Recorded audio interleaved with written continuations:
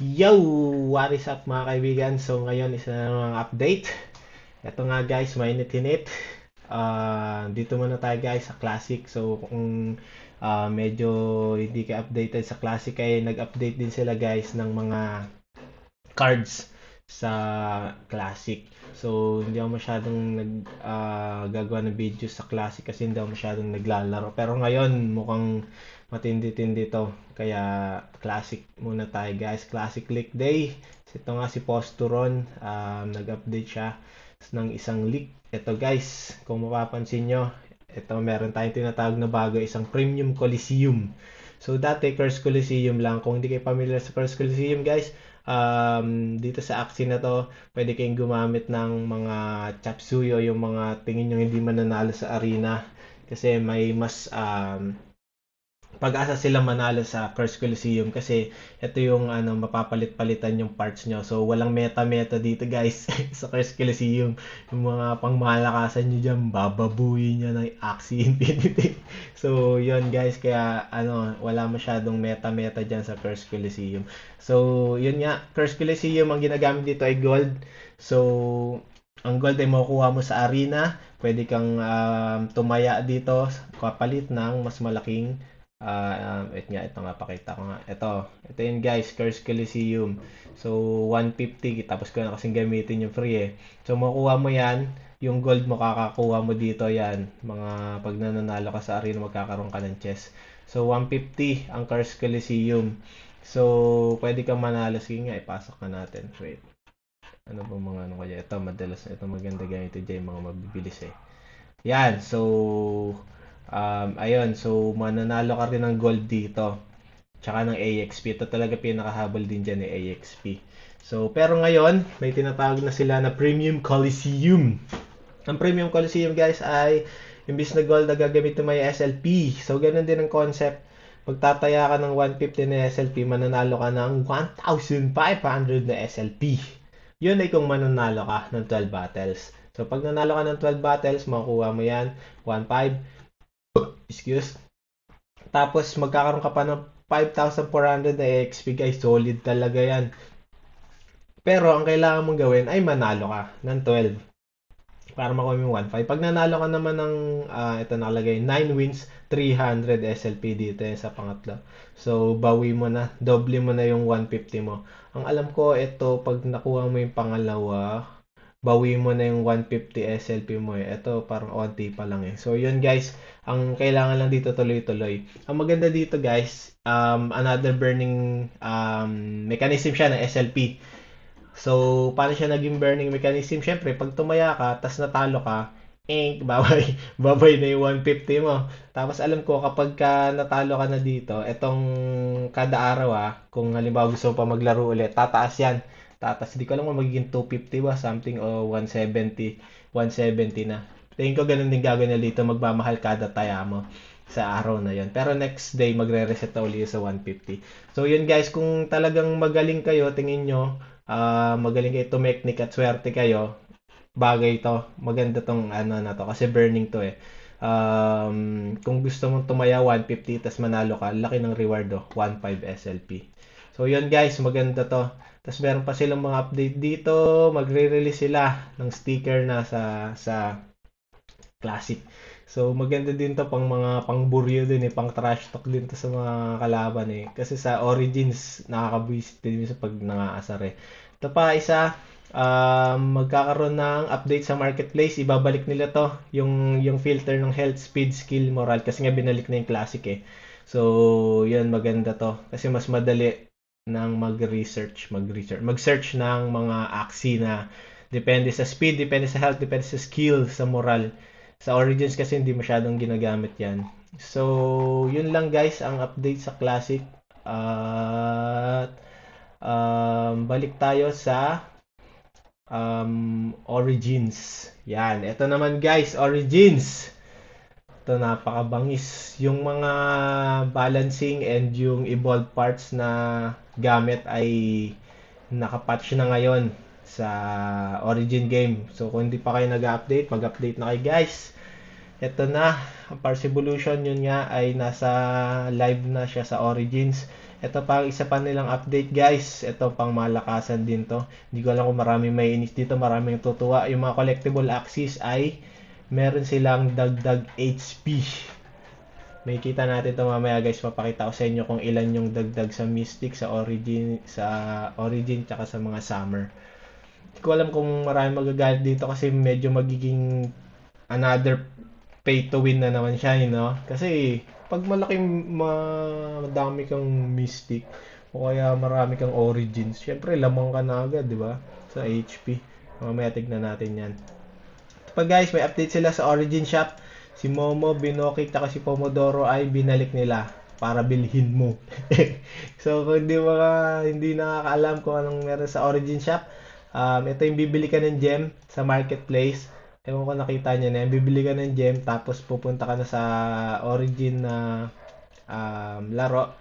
Tapos yun, pwede mo nang bilhin to. Si Momo, Binoki, Pomodoro. Ito yung common na tatlo kasi na ginagamit sa arena eh.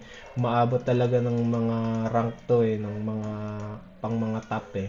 Kaya yan siguro binalik niya. Nakita nila yung demand. So yan. So yun nga. Ito guys. Ito may update din pala sila sa dalawang charm. Blue Mirror. Nag-grant na ng Bulwark. Alam ko ito yung mirror na nagbibigay ng shield eh. Tapos yung discount coupon, tinaasan nila yung cost ng potential points. Dating 4, ngayon 5 na. Yawn. So ito guys, itong mga dagdag HP sa mga Origins. Grabe to, Mystic 20. Taas na ito. Parang isang na din to. Isang card.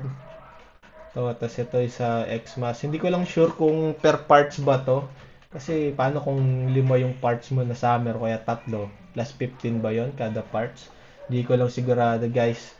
Pero ito, grabe na to. Grabe yung utility na ng mga collectible axes ngayon from Fortune Slips tsaka itong mga HP.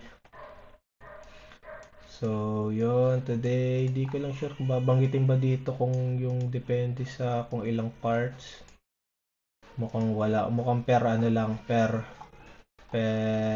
as in buong axis mo ay Mystic. Yun na yun. Yun na HP na yun. Yun guys, ano masasabi nyo net dito? Comment down below kung okay ba sa inyo to o hindi. Kasi syempre okay yan para sa mga may collectibles. Pero para sa mga normal na mamamayan na tulad ko, ewan ko na lang.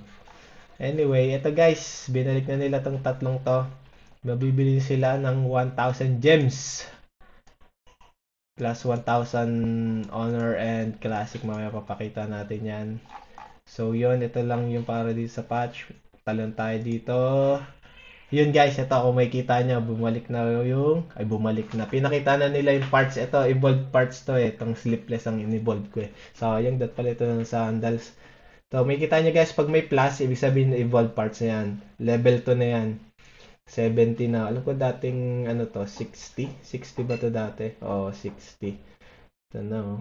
Nemo. May kita mo ba dito kung ano i-evolve nyo? Wala. Ay, mamaya makita. Ito guys. May kita nyo rin pala dito. Tumaas yung HP na itong ano ko. Axie ko na to. 416 na. Kasi ascended na to eh. Tapos level 80 na. So may plus din yung kada level. Tsaka kada ascend mo may plus HP na rin yun. At ito guys, ang nakita kong isa pang mga lupitan nilang pinapakita dito na leak. Pwede ka ng tingin ko ito pwede ka nang mag-burn ng SLP para lumevel yung ano mo, yung axie mo. Malaking bagay na naman to guys. Isang mechanism na naman para ma-burn yung SLP. 'Di ba? Kung tinatamad ka, napapagod ka na magpa-level, marami naman akong pera, marami naman ako SLP, o ito na lang, sa'yo na tong SLP ko, palebelin mo yung axie ko para maano ko na to agad, ma-ascend ko na, mapalakas ko na tong axie ko. Hindi ko alam kung another pay to win na naman ito. Pero syempre, ganun talaga ang buhay. Syempre, kailangan natin ng burning mechanism eh. Ganun talaga ang buhay guys. Kung gusto mong grind at lumakas, talagang gagastusan mo ng mabilis gagastusan mo. Either i-grind mo or gumastos ka. So ito, meron na rin ditong evolved. Pag clinic mo lang naman yan, may kita mo na to, di ba? Ito mas okay itong ganito kasi di ka na mahihirapan na makita yung ano kung ano yung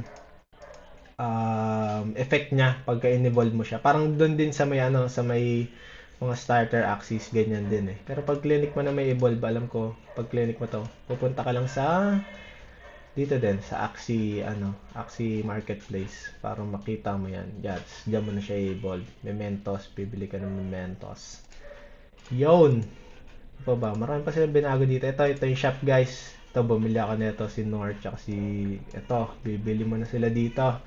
Si Binoki. Alam ko itong dalawa mong common eh. Ito pang dagger, ito pang poison team. Other than that, wala sila masyadong binago dito. Ano pa ba nakita binago nila dito? Ito pala yung sa ano pa binago nila yung sa may ito craft. Binago lang nila itsura. Mas mukhang mas mukhang malinis na siyang tingnan. Yun lang. Sana baguhin din naman nila yung chances dito. Napakadaya naman eh. 0.05. Lagay ka ng lagay ng maraming material dito eh. Tapos makuha mo pa rin ni common. Mga walang puso. Ano pa ba? Yan din. Ito, dito sa cards, may kita mo na rin dito yung mga evolved parts. Sige, filter tayo bag. Tapos back. Yan. Itong may plus, guys. Ito yung evolved parts. Pagka yung walang plus, ito yung hindi. Ano pa ba? Yun lang naman ang binago nila sa update. Tapos yung mga, yan, yung mga utility na yan. Utility something. Ito, wala pa rin. Wala na yung daily, naubos na. So, yun lang guys to. Challenger 1852 na ako. Sana naman maging kagamit-gamit ng Sleepless para mas kumitil ng buhay ng mga kalawang Axis. Pa ba? Yun lang sa Origins. Crypto update tayo. Teka lang. Crypto update tayo guys. Wala. Crypto update. Ayan. Pump talaga guys. Kung pump. Grabe ngayon guys. 7 days. 6.9 sa BTC. 6.8 naman sa Ethereum. Pa ba? Itong Lido. Tignan natin yung mga top pumpers. Asan paano nga makita yan? Ito. Uy, internet computer, 7 days, 72%. Bitcoin SB, grabe 71%. Lalakas tignan niya natin yung RON. Kung ilan na. Ronin. Uy, down siya ng 1.7% pero laki pa rin ang tinaas ng guys. $2 pa rin. Grabe si Ron talaga. AXS. Uy, down ng 3.8%. Pero yan, di pa rin naman nalalayo. $9 pa rin siya guys. Laki pa rin yan. 9.6. 7 days. Laki pa rin ng tinaas. Goods pa rin yan. Goods. Alright. Amazing. Yun lang guys. Ano pa ba? Ay, dito. Gusto ko lang di-shoutout to si boss, si boss Mercurial Ron. Energy naman dyan. Sorry naman boss, multivitamin sponsor kita. Yan, nakatanggap ako niya multivitamins. Ayan, nag-reply ako dito. Sige Lord, sorry, gabi na kasi ako nagre-record. Itulog na mga tabawi ako next video. Ito na guys, ito na boss, bumawi na ako sa iyo, Mercurial Ron. Sana medyo nagka-energy na to. Pero salamat sa feedback boss, malaking tulong din sa akin yan. Mga ganyan. So yun guys, comment kayo dyan. Binabasa ko yung mga comment nyo. Malaking tulong yun sa akin bilang nagsisimulang YouTuber at content creator. Ano pa ba? Yun lang guys. Don't forget to comment, like, subscribe. Peace, power. Paalam.